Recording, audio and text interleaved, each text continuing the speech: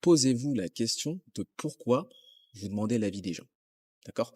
On le fait tous, hein, on demande tous l'avis des gens, mais posez-vous vraiment cette question-là, en fait, au moment où vous avez des retours.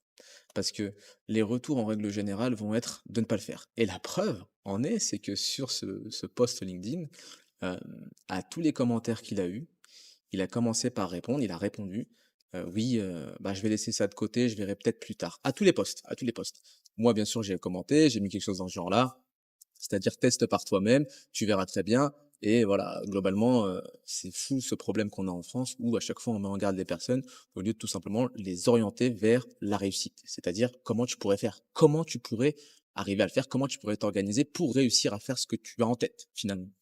Et de là, bon, on a eu plein d'autres commentaires qui sont arrivés et il y avait plus de personnes qui avaient, mon avis et il a changé d'avis. C'est-à-dire qu'il a commenté mon message, il a dit: «Non mais finalement je vais le faire et cetera, merci bla bla bla bla». Donc l'idée là-dedans, c'est un, quand vous demandez l'avis des gens, posez-vous la question du pourquoi et en règle générale, bah, vous allez vous dire: «C'est parce que vous avez peur». Vous avez peur de passer à l'action.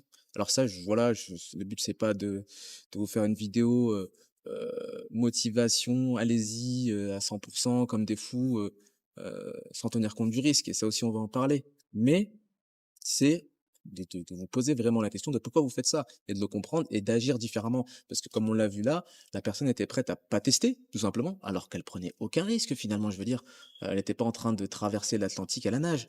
Heu, Elle allait juste créer un statut d'auto-entrepreneur et voir, comment ça allait évoluer.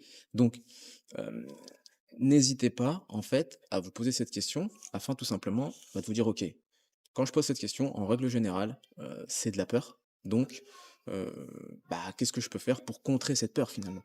Et la meilleure chose à faire, c'est de démarrer. Et pourquoi je vous parle de ça aussi?